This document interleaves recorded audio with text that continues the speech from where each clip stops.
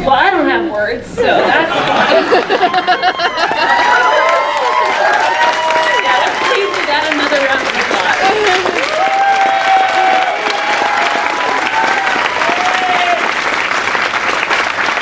Well, I'm glad we're doing a Q&A because I need it, and I don't think I'm alone. So let's get started. So this isn't just me crying.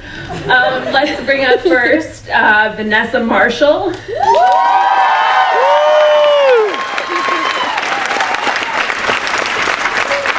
Tiya Sircar.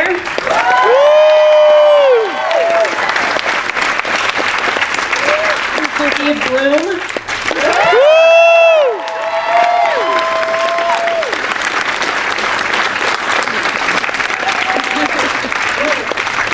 Taylor Gray.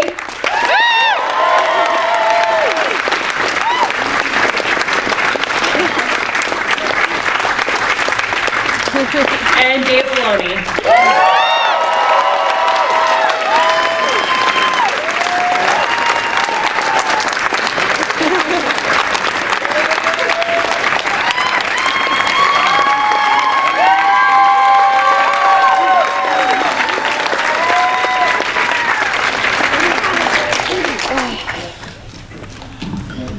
How you doing? How you feeling? So I believe, I think, Steve, you were the only one to have seen this beforehand, right? Me and Dee, yeah. And Mary Elizabeth, yeah. Yeah, so it's been fun, guys, that's it. It is still the same feel, second time around, I'm going to say. I can't feel my legs. I have a question for Dave. They had a kid? Yeah. People do that sometimes. A man and a woman like each other very much. Taylor, do we have to teach about everything? I mean, Star Wars is tough, but... Well, let's start off on a lighter note, because that's good. We finally know who the voice of Chopper is.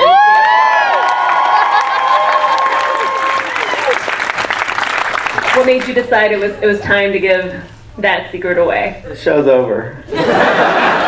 So it was kind of then or never.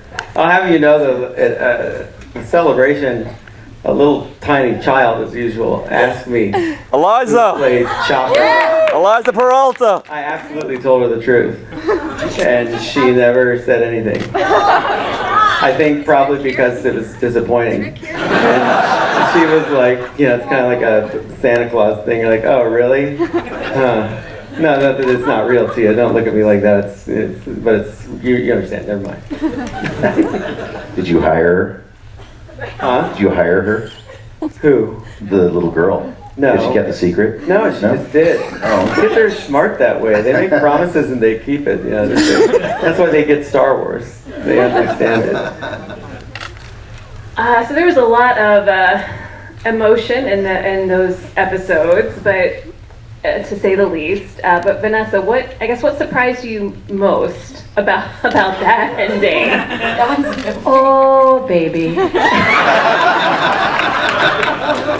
Yeah, you guys had always asked, about that relationship. I think it was pretty serious. I think that's safely confirmed now. Yes, now we have evidence, and I had no idea. Thank you. Surprise, the baby shower will be next week. And Tia, so you had the coda. What was it like to keep that? Or did you record different versions? No, yeah. First of all, I was shocked that Dave Filoni entrusted me with that information. Yeah, I mean, we were all like, Tia, really? Are you sure? So thank you for giving me a shot. And I did not tell a soul, which was very difficult, especially because Taylor was like, okay, but you're going to tell me, right? And I was like, no, actually, I can't. Because I felt, obviously I knew I couldn't, but I was like, when you see it, it's going to blow your mind. So yes, it was very difficult, especially because right after we recorded our last episode all together, and then I stayed behind and recorded that like sobbing.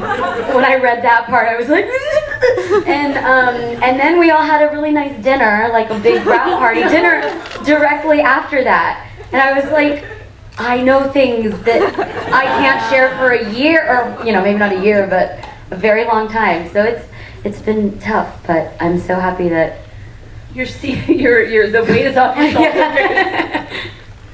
And Steve, I want to talk about, I love the ending with Callus. I think Zeb and Callus's relationship over time was really touching. Were you pleased to see they are Oh, was I ever? I got my man in the end. That was the greatest gift you've ever given me. Thank you so much. We get our own show now, right? Callus and Zeb Adventures, I would 100% do. Yeah, absolutely. And Taylor, this has been Ezra's story all along, and Sabine Wren. How, as you recorded the last season, how did you, I guess, come to grips or deal with his development and how he grew? I don't know. I have so many questions. I don't know where everything lies, but I guess, just thinking about it now, I think I kind of followed Freddie's lead in the way that Kanan kind of led the way with his whole selfless act and how he came to be whole. And watching Freddie, how he did that, I think I kind of just followed in his footsteps as best as I could. And this has been so fun. And Dave, tell me about the decision to kind of wrap with this ending that jumps in the future. And I think it puts a bow on things very nicely while still leaving questions. So how did you guys come to that conclusion story-wise? Well, I mean, the difficult thing is that there is so much story after the end of this part of the story. And I wanted people to understand, once they overthrew the Empire, that there were expectations of a large battle that never happened, because basically our story ends and then Scarif and the whole Luke Skywalker thing happens. When Luke happens, the Emperor's attention is completely refocused. So things like Lothal, he has a series of defeats. He loses to Death Star. His entire plan of fear is based on having a Death Star. Now his trying to subject fear on the galaxy is completely inversed, and now the Emperor is actually afraid, because that wasn't supposed to happen. And so when evil starts to sense a series of events that's not supposed to happen, they become afraid. Because the secret of every evil character and every real villain is that they're the most afraid. And the reason they've accumulated this power and they persecute people is because they're terrified inside. And so they cause pain and devastation to compensate for this fear. So his fear of Luke Skywalker drives his attention away from Lothal, so those people end up benefiting in the end. And so it was all kind of a matter of timing. But I wanted to get to a part of the story that you understood the happy ending. So many people were obsessed with everybody dying. I was really bewildered by it, because I've seen the original trilogy of Star Wars that people like so much, and it's not like a death count type of movie making. It's a rather positive outcome, which I enjoy. And I've always felt that the best stories end and then other stories begin. And there's no better way than to take two of my favorite characters and have them ride off into the sunset, like I've seen so many cowboys over the years, or Indiana Jones, and you just wonder, well, what do they get to do? And I always like that in stories. One thing ends, another begins, and the story continues, and that's a saga. So there you go. Just him having like the Sabine Ahsoka fanfic, like going off searching for Ezra, like DFS is going to be amazing. I want to jump back a little to the Palpatine encounter with Ezra, and I thought it was interesting that Palpatine showed both forms, but kind of I feel like it helped lure Ezra's trust a little. Can you talk about what that trial was like for Ezra, Dave, and maybe Taylor? Well, Ezra's seen him as evil, and so evil has to be deceptive too. This is the way it goes. And to challenge Ezra, he appears as this pleasant person. You can figure out technically how he does that with old holograms, whatever. That's not important. What's important is that he's this this is the way evil deceives you. Oh, look, he's not so bad. He's this kindly old grandfatherly like guy, and that makes you want to trust him a little more, And the whole trick there is that the Emperor hears what Ezra desires most in the world between worlds when he says, sometimes I wish my life was different. Sometimes I wish I could just be with my mom and dad. Because when you're pressed into difficult choices, your gut reaction, and it's not wrong, is just to say, gosh, I wish this was easy. In my childhood, Frodo's, I wish this need not happen in my time. That's just the burden of being the hero, and you have to be careful that when that wish is given or granted to you, let me relieve this burden of you, let me give you what you want. And I think Taylor really sews it together by giving a compelling performance as Ezra to really make you want him to almost want to go do that. And so, I mean, I don't know what you finally got to see it, so it's all funny. You're all kind of like, because they haven't seen it till today except for Steve, so it's kind of funny to watch you guys. I'm really enjoying it. It's really great. Yeah, I think we're all in a processing mode, I would say. I want to jump back a little farther and talk about Kanan and Hera. I just mostly want to talk about, I'll take it away from statutory. Loopy Hera was one of the most fun things, and so different. For that's something you've read before. What was it like getting to kind of let loose as her in that way? I had a blast. It's kind of how we are when in between scenes. We're kind of loopy. We act sort of strangely, and so it kind of fit right in. I just sort of never went into work mode, I guess. It's always fun to play with Freddie because he's hilarious. Well, actually, you guys all are. So, but we try and make each other laugh, and then we get very serious and down to the scenes at hand. So anyway, it was fun to keep playing into the scene. It was hilarious. We had a good time. And I want to, kind of going back to those episodes and Kanan, and you guys have all recorded together for a long time now. What were those last sessions like? Oh. Well, Freddie wasn't there for the last several, so it was pretty quiet. His missing man formation. Yeah. No, it was sad. I think the one when Freddie goes, which we've all seen that. I feel like we've been able to say that for a long time, was when it kind of hit us that it was all coming to an end, because it was like, oh, one man's gone and now we're all going to kind of disband. We're not going to be seeing each other every day, which is a little strange. We didn't know if any of us were going to survive except for Hera, honestly. So it was sort of a little disjointed and a little disconcerting, and we just had to trust. Well, the day that we all learned that Kanan dies was a really tough day, for me anyway. I think for all of us, yeah. I think you knew. Did you know? Freddie always said stuff, but I didn't know what to believe when he would say things to me. I was like, sure. The rest of us had no idea, because Dave does this thing where like some people get some part of a script and you think you have the whole script, but you don't, because you're missing an entire last like 10 pages. Those are important, right? No. Yeah, well, especially because when you think you got all the information, but you don't. So we all thought that we knew how that episode ended, and there was like a secret 10 extra pages when he dies. And Dave showed us, did he not show us at the beginning of that session? At the beginning of the session, he was like, so guys, and he showed it to us, and like fully unable to speak, like sobbing. Freddie's known for a long time at this point, so he's like, yeah guys, I die, I'm sorry. And like, and this is before we had to record the episode. Not cool, man. Freddie was so okay with it too. He was totally He's like, yeah, whatever. Yeah, I think it was harder on him. You think? He handled it He like cried like a baby at home. I know he had.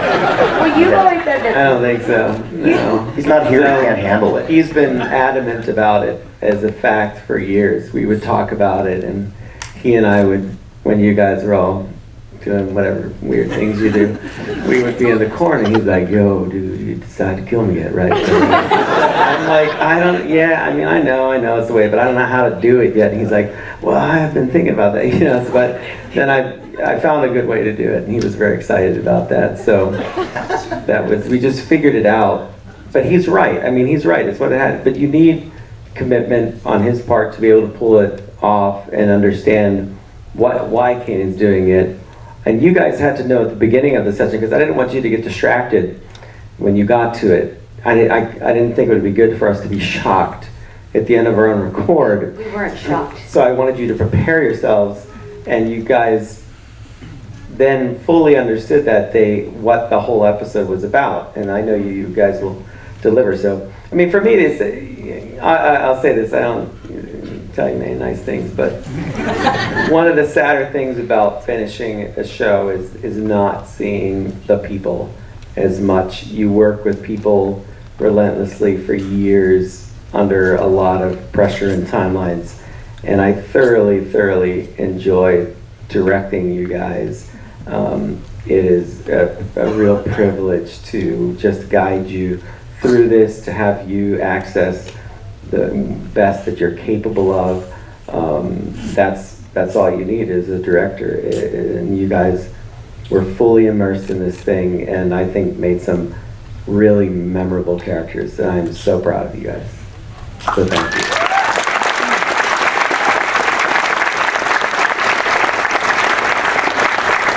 Can I just say something really quick? I've been in this business for about 30 years, and I have never felt so included in the process before. You folded us in. We know so many people from Lucasfilm and Disney, and I've never experienced that before. And you made us feel like family, which made us even stronger. So thanks, Dave. You made me cry. Nobody does, mention, like, he keeps some secrets, a kid, for example. But Taylor, I want to know, since this kind of was Ezra's, that led up to a big moment for him, how far ahead of time did you talk with Dave about this season and where Ezra was landing? When I say I'm confused, I'm genuinely confused. I could have sworn you mentioned the Purgle thing to me, but I thought it was how season 3 ended. No. And so then I was like, oh, well, there's Purgle coming. And I was like, oh, I do. I know how this whole thing ends. And then Tiya, you didn't have your haircut, but Sabine has her haircut, and I was like, well, I'm so confused as to how we got here. But I knew that it was going to come up to a selfless act, because we talked about, as we went into season 4, that this was becoming a Jedi, and that was where it was going to lead to. And like I had mentioned, seeing the process that Kanan went through and how that came to an end, I think that was when we started thinking about how Ezra's going to do something similar. He has been led by this guy forever, and now he understands he must do something similar. The fun stuff was, we talked about, a lot of it was going to be that little nod and everything to Sabine, and that a big tie was in trusting her and that relationship that they've built. And so to see how it ends with her going off with Ahsoka to come back to find him, I don't know, that was pretty cool. I got the same feeling I got when I loved the movie Rudy, and anytime you start chanting Rudy, and it goes out, the hair on the back of my neck stands up every time, and I got that feeling here. That's cool.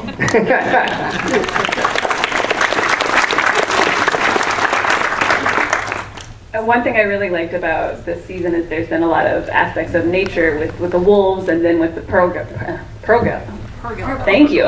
So it's much harder to say than space whales. Quite right. And the cats, and for the cast, like Tiya and Steve, I'm curious, when you heard about the Love Wolves and their role, what was your initial reaction to that kind of part of the story coming in? Well, to know Dave Filoni is to know about his love of wolves. He likes wolves? Yeah. Big fan. So I think it was really nice that we can end our story and incorporate the idea of wolves and sort of having a supernatural element to them. And I think when we found out, you showed us a sketch of them, and they looked so cool, and they're a little bit eerie, they're a little bit scary, they're regal, they're all of these things. And also we just know, we know each other pretty well at this point. And so I was happy that Dave got some wolves on our show before we ended with a bang. And I mean, that was so awesome to get to watch them in the battle sequence where they're that was awesome. It was amazing. I was just glad that somebody is growling louder than me for a change. Yeah, it was. I love the nature aspect that you guys incorporated into this. I thought it was really cool, and the Purgle too. Amazing, beautiful creatures, and their ability to jump into hyperspace too. Amazing. There's so many incredible elements that I didn't expect to see in this. And the Lothcats, and all of your posts with follow the white Lothcat and giving us little clues along the way. And this is just so beautifully orchestrated. I could watch that animation of the Lothcat that was playing at the beginning for a day, easily. Dave, can you talk about kind of bringing that natural side of the Force in and why that, because we haven't, and we've seen obviously creatures, a lot of creatures in Star Wars, but I feel this is the first time they've been such a part of the story. So what was into that? It's not a side of the Force. It just is the Force. When Yoda's on Dagobah, I mean, he's surrounded by all these living things, and they all seem rather reactive to what's going on. It's everything you need to know about the Force is in the movies. I can't say that enough. It's just people always focus on the abilities of a Jedi. And that's where people get confused, because they start to think of, pushing, pulling, lifting, Force lightning, and these powers, but it's really about being connected to everything. It surrounds all living things. It penetrates us. It binds us, brings the galaxy together. So that is the living force that you're speaking of, and the crossovers into the cosmic force, because all matter is forever. So everything exists is made up of the same stuff. So it recycles into cosmic force, living force, cosmic living force. So when you understand that, and the force is everywhere, you know then that there is always a balance in nature. So the wolves have this duality where they are kind of both dark and light. Our agency to use the force for ourselves creates evil and the dark side as something to be oppressive and destructive, rather than just the natural process of life and death. And then our commitment to being selfless, giving unto others, generates kindness and happiness and togetherness and bonding, not being afraid of the other, of things outside of ourselves. And that is the light side of the Force, and then everyone gets along and is happier. And I mean, this is nothing new that I'm doing. It's really in there. What I did was I brought nature into it more, because I was always interested in the old movies, how nature seems to surprise Luke. He doesn't see the Wampa coming. He doesn't, they get kind of tied up by a lot of things in nature, but they're of course a part of the Force because they're alive. They can't not be. So that's just the way I saw it, and I thought it was an opportunity. But Anakin, calms the reek in the arena, and some of these abilities are similar. Ezra's connection to the Fall and these animals that are from his planet, it's like having a hometown advantage. So he just gets along with them because he's from there, and they know that. But when he's afraid, the wolves certainly aren't nice to him, because they're like, you're wasting our time, buddy. And so they have to be both things. So, I don't know if that helps explain it, but it makes sense in my head. So some days I'm really on and I can explain it, and other days I just like to watch their reaction and have Taylor explain it to me later. Please record that. We're gonna turn over to audience questions in a few, so I wanna make sure you guys get all of your questions in and try to get some answers. But I wanna hear from the cast. I'll start with you, Vanessa. Something that you've learned from either Hera or from the show that you'll take with you moving forward. I think what David said earlier, that that if there's something truthful that needs to be said, that we can always do the right thing and say what needs to be said. I think Hera did that quite a bit, and I know we have a lot of hope in the Star Wars saga, but she in particular seemed to embody a ton of it, and I'm going to take that with me, especially in these very trying times. And I think we all need that, and we're all here for one another, and we always will be. How about you, Tiya? Well, it's hard to follow that up. I was going to say something similar, which is that, getting to be part of this sort of ragtag group of, people, but also the characters that we play. Playing this character who's so strong and so capable and so unwilling to be vulnerable, was easy for me. No, not the strong and capable, but the unwilling to be vulnerable is what I meant. So that was a little bit of a learning experience for me to I got to go on that journey with Sabine during Trials of the Dark Saber and that period of time in our show. So that was both challenging, but also really nice for me to get to experience that along with Sabine, but also just that feeling that, when you're up against the most, sort of daunting of odds, there's always hope, and that, the impossible is possible with the right people. And in these trying times, it feels like, one can feel hopeless and, but not to give up, and that, you gotta fight the good fight, and it'll be worth it in the end. That's what I was gonna say.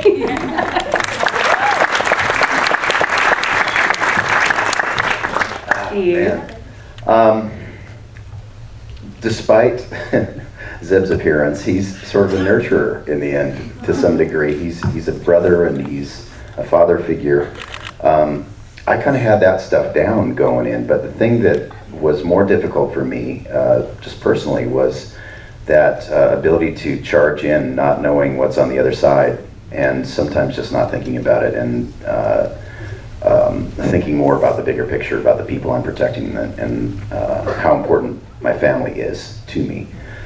So I think Zeb helped me to take more risks in my life.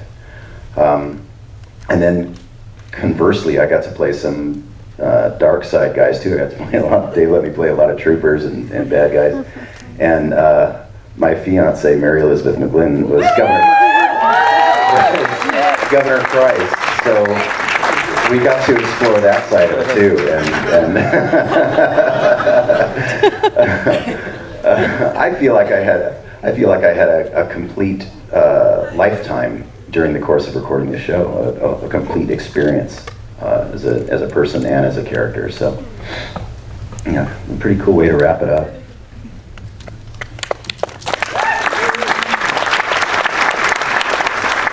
Yeah, to piggyback that, it's been a long journey, and when we started this, we were young.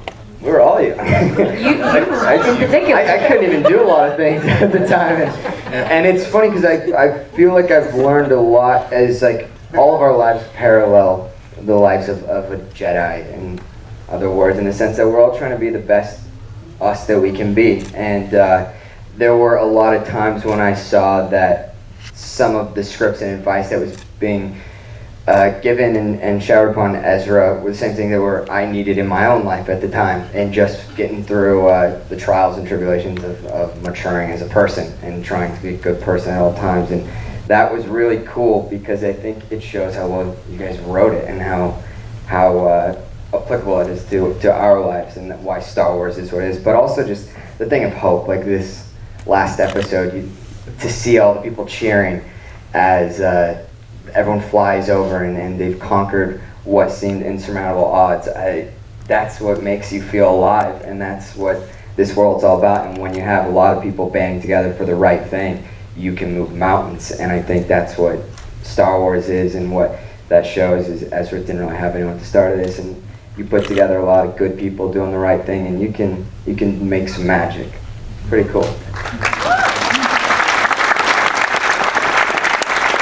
Well, playing Chopper, I really thought, because I had a lot of people attempt to do it, and I said, guys, no.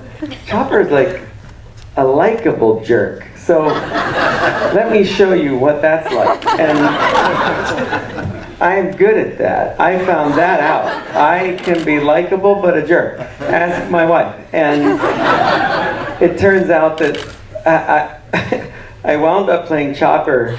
I'll tell this short story because we had to deliver the first short to Disney to watch, and we didn't have a final Chopper voice. And I said, all right, I'm going to just do this. We did it right in the editorial of Lucasfilm. I was like, I just did all that because I knew what a likable jerk is like and what I wanted him to be like. And then when we screened it, Bob Iger said, I really like that little droid. And I was like, well, now I'm stuck. But it was fun. And I mean, it's good because it gets you used to understanding what you guys go through as actors and preparing, and it helps me understand what you need to know.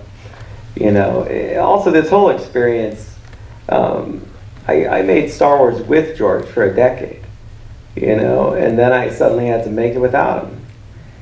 It's a huge responsibility. No matter what I had to do on Clone Wars, I could ask him and sit on that as the right thing to do. I'm incredibly grateful for what he taught my crew and I. That came into very sharp focus for me. And it's very hard telling these stories not to wander off on flights of fancy for what you would like to do. And it's not that that's wrong, it's just that I believe very strongly that Star Wars is a cultural phenomenon for 40 years because George really knew what he was doing. And he's a genius. I saw it firsthand. And I'm a big believer in his storytelling and his message in Star Wars. And that's what Rebels kind of passed on to me, is that I have to try my best to remember everything I learned and pass it on to the crew and the actors and you guys. Because it's a special thing, Star Wars. It's a limitless galaxy of imagination. Anything is possible there, but there are, you know, certain rules and things that apply. And but George always pushed it farther than anybody else. He was never afraid to try things and experiment. And everyone else is like, oh, we can't do that, we can't do that. And he's like, why? Come on, what are you afraid of?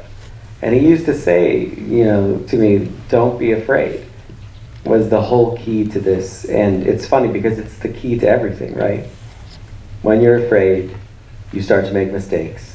You wall yourself off. You stop listening. You don't trust other people. You go inward, and you get angry, then you lash out. That's all the dark side. And stop thinking of the dark side as some pathway to power. That's the Emperor lying to you. It's destructive. Darth Vader's miserable. He lost everything. He has nothing. He has no one in his life. Absolutely nothing until his son comes back and says, I love you. That's it. Other than that, his life is a wreck. You know, so you get that power, but at what cost? You know, the Emperor has no one. Nothing around him but fear and hate. That's not the way to live your life. So, you know, I see a lot of adoration. I get that the bad guys are cool, but they are evil. And you really don't want to be them. I mean, it's fine, you know, and a fun thing, but understand the nature of it and what you're fighting against.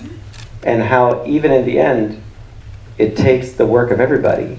And that's what happens on the fall. When the people see what the Ghost Crew is doing, and when they understand the threat that they're up against, and how the Empire will destroy them, and will wipe them all out.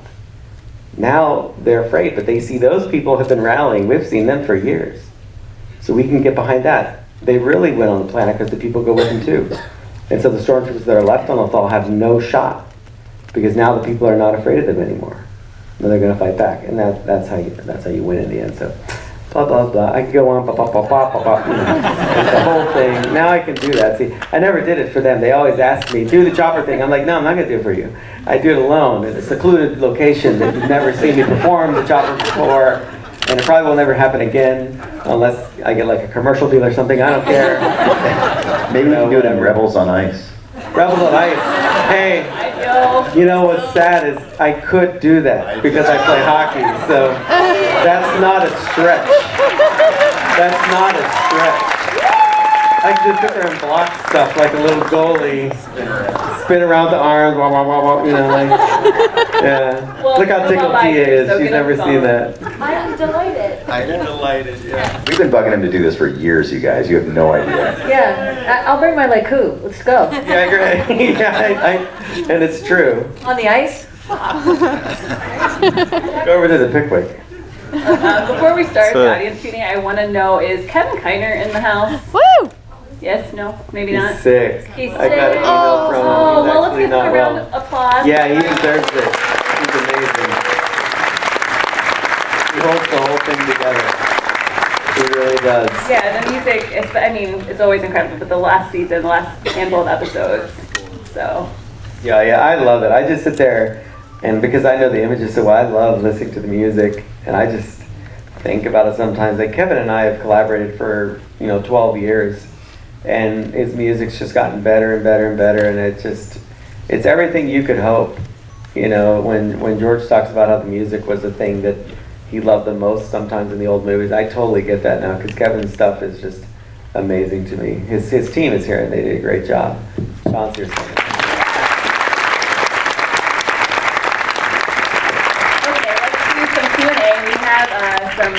Okay. Hi. I have a question. My name is Donald Faison. I'm a huge fan of Star Wars. Where are you? Hi. Oh, there. Hey, what's up, man? What's happening, man? So how soon can we expect the Sabine Wren Ahsoka Tano show? I had to run to the bathroom, so I don't know if you announced it already, but I came back and you didn't talk about it when I came back, so I'm asking now. Why would you watch that show? I think everybody in this audience would, Dave. I like where your head's at. You like that? Yeah. Oh, yeah. I know you like it. And is that in the works? Is it something that you talked about? Is it something that's going to happen, or was that just a tease for us to, wish for, to never happen? What's up? I don't know. You don't know? I do know. You do know? I do know. I know. Some of us? No. I told you enough. And now it's all out, so you know nothing again, which is much better that way. Obviously it's intriguing. It would probably make a good story. Man, that'd be a good idea. So I don't know. I mean, we'll have to see. There's so many stories to tell, Donald. I've been so busy. And I've been busy finishing this story to think of another one while I'm doing that. That would be just not right. So I have to know. I have this crazy thing. I have to know what the story is about before I tell it. I actually have to. You know what it's about? They're looking for Ezra. Yeah. We don't find Ezra, right? No. It's to be more than that. So we'll see. I love it. It's so clear to you. Let's talk later. We'll go brainstorm. You and I. You're so excited about it. That's so great. Hera and her That's so baby mama great. drama. Yeah. Huh? What about Hera and her baby mama? Yeah, who knows? Everyone could just start showing up. It's like we never ended the show. All right, that's good. Well, we'll see. You never know. Time marches on. Okay, you got somebody back there? Yeah, right there. David Filoni, Yeah. your Q&A is mine! Oh. Dear. Uh-oh. This is frightening. So, for those of you who do not know, the age-old story of my questions at these events, everything that I seem to say happens. Oh, is that So, Dave, what's next for you? Since I predicted Thrawn, I'm guessing CEO of Disney. You hire me because you killed Thrawn. I need to fix your canon for you. Maybe a new series or 3 or 4. Very 5. performative. Very interesting. Come on, The Dave. future's always in motion. And I have a mortgage, so it's probably safe to say I'll be doing something.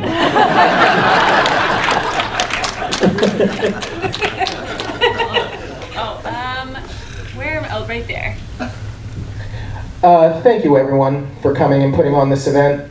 This isn't a show about wars in the stars. This is a show about a family, and I feel greatly moved that I got to be able to watch this journey of this family for the last 4 years. So thank you very much. Thank you. This is a question, Dave, I hope you can answer. Now that Hera has her Calicori back, do you think she will add some more ornaments on that Calicori for her family in this show? Thank you.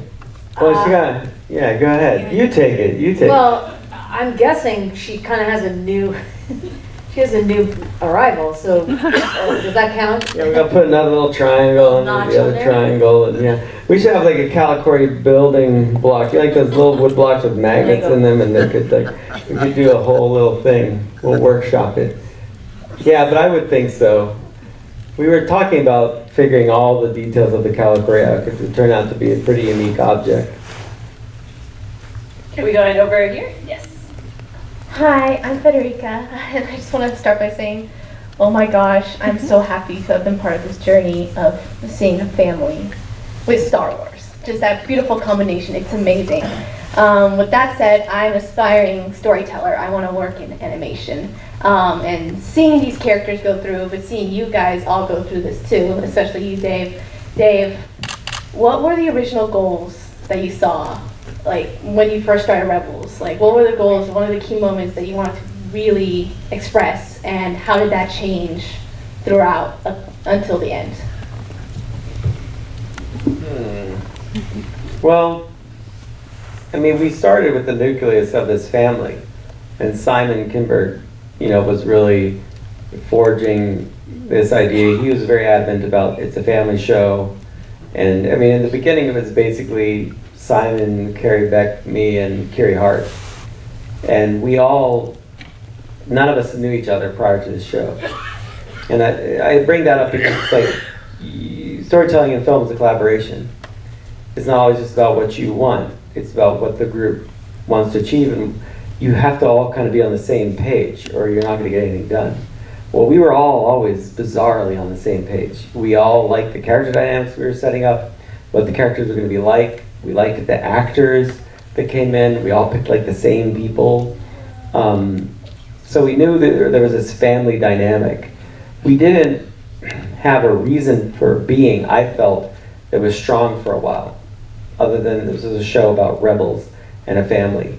And I think the trickiest part was how to construct Ezra's and Kanan's Jedi path so that it's unique from Luke Skywalker's, but similar. And that became the most difficult challenge, because it can't just be the exact same thing. You could get at the same themes, but come around from a different way. And the thing that gave us a great difference was Kanan, because he does not think he's going to be a good teacher. He does not want to teach. And we hadn't really, like Yoda says he doesn't want to teach Luke, but we kind of know he does. He's just testing him. Kanan really isn't interested in doing it. It's really Hera that sees the value in Ezra. And so as we kept working on episodes and as we all got to know each other better, the stories kept getting better and better. And so the goal really in the long run was just how to make a show that, you know, reinstated the values that were in Star Wars always, but do it through this different family dynamic and different group of characters. That became the focus of the story. Thank you. Thank you. I think we have over here in the, yeah. Thank you so much for making Rebels, because it's been a tradition to our family for always sitting in front of the TV, eating dinner and watching Rebels, and I met Luke Skywalker in my Rebels t-shirt. Oh. That's amazing.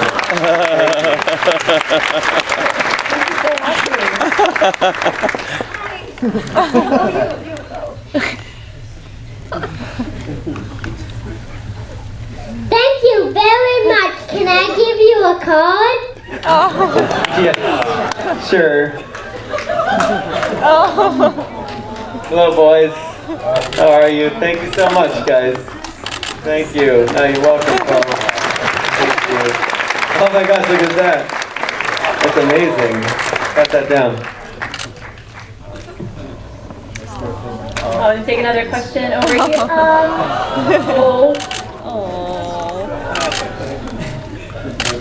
Thanks for watching, you guys. I love all the hairs I have, but I'm just wondering, why do you keep changing Sabine's hair each season? Great question.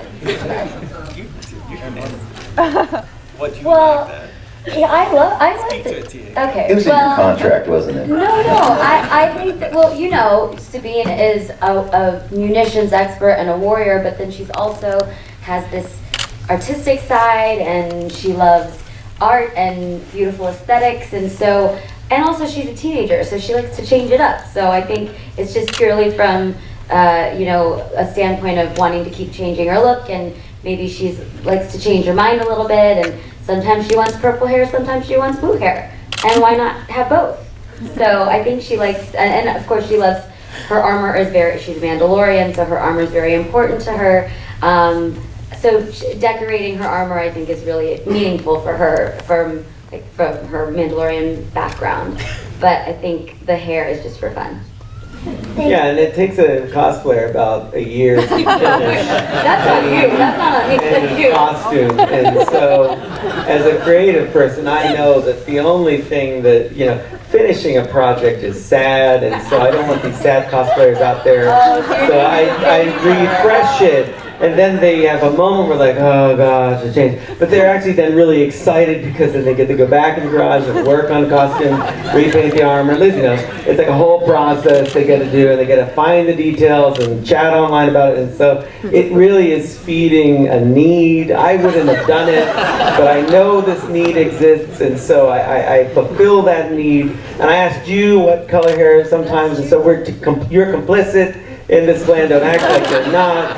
And it's great because you can see it building online as people are finishing the costumes, and they're like, here's my set, and here's my set. And I'm just like, and Killian, change the costume. And then we change the costume, and then we put a trailer out, and they're like, what? And then this wave ripples through the forums, and you're just like, and that's what they think I'm like, but I just did it because I thought it was neat. But I'm just fulfilling again. It's a fulfillment. They want to think I'm that evil, so, you know, whatever they need. It's fun. It is fun. It's fun, well, selfishly, it's fun for me to see people cosplaying Sabine's seasons 1 through 4, which, well, now people they have them all. Yeah, now there's even another version of Sabine. Who's going to be the first short-haired Sabine? Like, right here.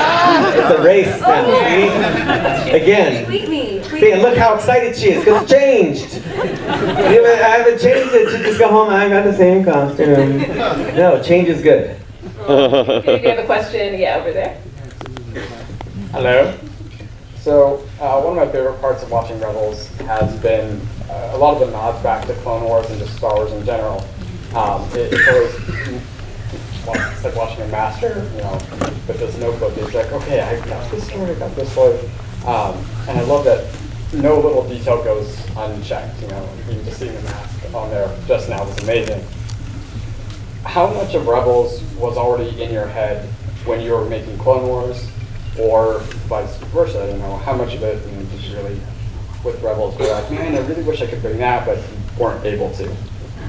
None of this was, when I was in Clone Wars, I was deep into, I hadn't given a thought to like drawing a stormtrooper or a TIE fighter or any of that stuff. You know, it was the complexity of the Clone War, keeping all of that in your head and how it's orchestrated is a full-time thing. It's unreal, just to understand all the intricacies of it. So I hadn't really given much thought to it.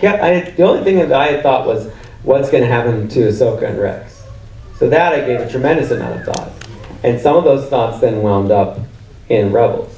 Some versions of confrontations and things. And I always thought Rex would have this beard, you know, so little things made it in. And I think, you know, you have to understand too, in the beginning when we had this big change at Lucasfilm, a bunch of new people came in to work creatively.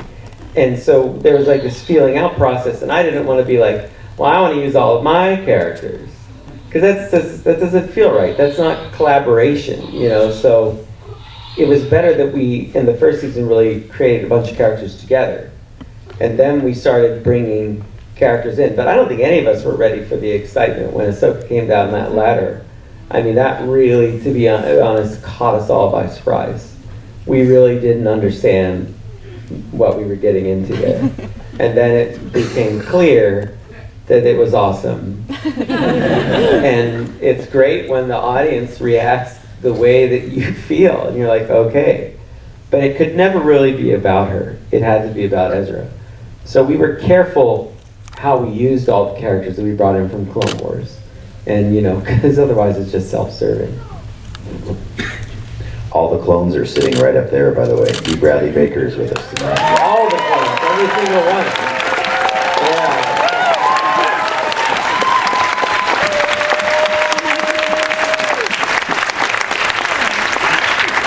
He's right up. Oh, Kanan's coming back. So, I guess I don't want to do the same thing and thank you guys for giving us everything, even though I do, for my family, it's been a pretty crazy journey too, you know what I mean? We were there at the beginning, we're here now, and this is kind of a big hurrah for us. But I want to thank Tiya and Taylor in particular for really giving my kids something really cool to grow with, you know what I mean? They latched onto your characters in a way that I don't know if I had that when I was younger. I did. I had Star Wars, and I grew with it, but the way that they were able to take a lot of the qualities that you guys helped bring to life, and I know you wrote the show, and everything comes together. Vanessa and Steve and Freddie, who's not here, there's a lot that you guys put into those characters that I and my family really appreciate, But, thanks for the ride, man. Thanks for coming along with it, everybody. I remember you guys were the first people to cosplay the Rebels team. And you had made these costumes based off some really early artwork we had done. Yeah. And all I could think was, boy, I hope they like the show. Because the show wasn't out yet, and I was like, oh man, I don't really want to let these people down at all. But, you're still here, so it must have been okay. I'm also going to blame you for my garage looking the way it does. No, but I know you love that garage, so the blame is misplaced. You love she's it. literally asking for another one just now. I know. Well, back to work. The bonding continues. She's now asking for a small new child. Oh wow! Well, there's a side effect. Continuity, but well. I liked her purple lipstick too. I can't wait to see that. Right? She kind of glossed it up a little bit. Yeah, she got the little orange stripe in the middle too. Right? Yeah, that was cool. Can't wait. But I don't need a new costume. No. You're good. Force Ghost Games. I think, over here. Say hello there. As you can tell by my headgear here, I have a very specific question for Mr. Filoni. I love everything you've done, all the shows, everything. So what can we expect from the Mandalorians in future Star Wars stories? As I know, me and myself and a few of my club members are very excited. Yeah, but you know going in that there's absolutely no way I can answer that question. Like, you have to know that, and I appreciate the question, but if I was to sit here, I'll reveal you a tale of the coming Mandalorians. That would be amazing, but that's not going to happen. I mean, I can't even imagine that happening. So we'll just, we'll see what happens. Sure, we got one story request from the back now. Second story request. I'm taking story requests, I guess. So it's fine, and I will opinion noted. I shall take it back to Lucasfilm, and we'll see what shall develop. You never know. And we have time for one more question right here. Hi there. I want to be the next one to thank you for years and years of the greatest entertainment, theatrically or on the small screen. It meant so much to a lot of people in here. It brought so many people together, and I know a lot of people in here just because of Star Wars Rebels. So I gotta thank you so much for that. But the question I have is, are there any Easter eggs that we've missed over the last couple of years? Maybe a who jib, another who jib? Look at that. I would have to know all the Easter eggs that you know. So I don't really know which ones you miss. A who jib? No. I mean, I would have to say that there's a lot of things that you can go back. It sounds like the creator says, just go back and watch it again. It's like so self-serving, but yeah, probably. And watch it again, and you'll see how things hook up in a different way. But there's never too many crazy Easter eggs. You know, it's just so hard to produce it as it is. I don't get to drop a lot of things just indiscriminately in the background. Everything is so accounted for, so you can see how things hook up, and you can know now, like what Bendu's talking about when he talks to Thrawn. You can see now that Bendu had foreseen this outcome long ago because he talks about it to Thrawn, and Thrawn has no idea what it means. So you can see certain things that hook up like that. But otherwise, in the background, I don't know. I mean, I'd have to think. It's so long now, and my mind starts to fade, and I don't remember what is in the show I made, and then I'll watch it later and be surprised. Be like, wow, look at that, you know. So. Well, thank you for all the Kenner references throughout the series. Yeah, I do like those. Those are fun, and there was some stuff. We did that a lot in Clone Wars, where we did the old original characters. A lot of stuff Killian and I would base designs on, like our Yoda's based on the Kenner Yoda in Star Wars Rebels. We did that to kind of be a little bit more stylized. So there's some choices like that. And there's a lot of, I mean, I think sometimes what's interesting is what doesn't get up there. The episodes get cut down quite a bit just to fit them for time. And so there's a lot of details that you don't necessarily need for the story. Like when Sabine talks to Hayden, it's a significantly longer scene. But I had to cut a lot of it down for time to get to the essence of what they're talking about. And when Taylor and Ashley did their scenes in the Void, I rewrote that scene like 5 times. There were like many different versions of it, and only in the last version did it exist that they actually saw Kanan again. Up until then, there was no voice of Kanan leading them through the Void, and there was no visually seeing him. So you just are constantly figuring out your story and watching it. And I show it to a lot of people up at work. Say, what don't you understand? Because you're just trying to get it right. Because, you know, we're not going to have a Q&A on Monday when people watch us at home. So if we don't say it on the screen somehow for you to understand it, then it's not working out. You know, while I'll answer questions like this, as you've noticed, I don't really go online and answer a bunch of questions and stuff. It's just not the way I do. I like when you guys figure things out. Someone said something that really surprised me because I'd never thought of it the entire time I did it. But someone, because the crew will tell me a lot of what's going on online. And they said, wow, somebody said that Ahsoka saved Darth Vader. And I had never thought of that scene that way when she plunges the swords into the floor and it drops him actually clear of the explosion, which is true. I had never thought of it that way.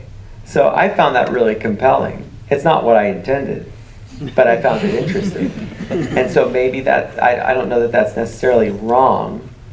You know, it's interesting. I don't know if it's right, but it's interesting. So that's just when you're creating, you know, you've got to take it all in and come up with the best story you can before you run out of time and money, which in filmmaking is the whole ballgame. By the time you get to what's up on screen, I have to tell you, it's the easiest point to criticize something because it's all done and it's all rendered.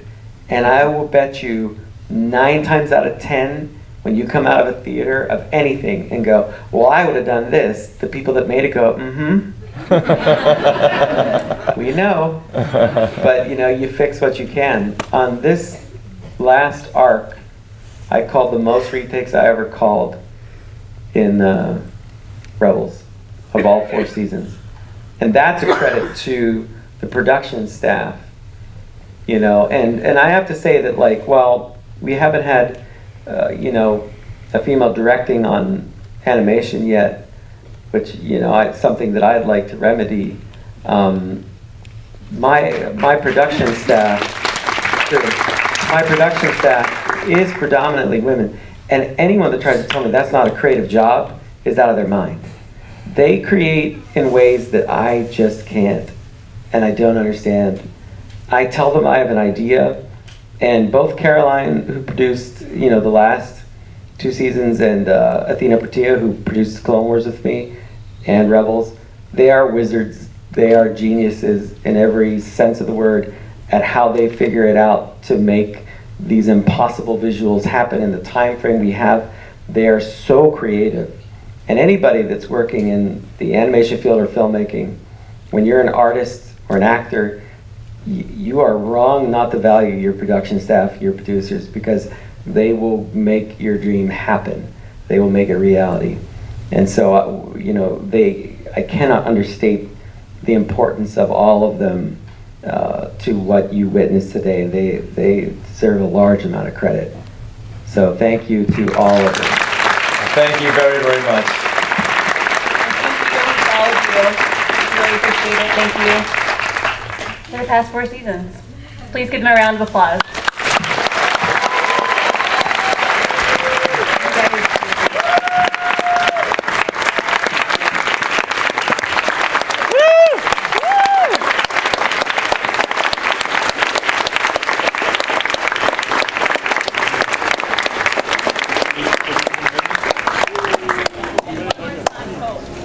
That's what I just said, man.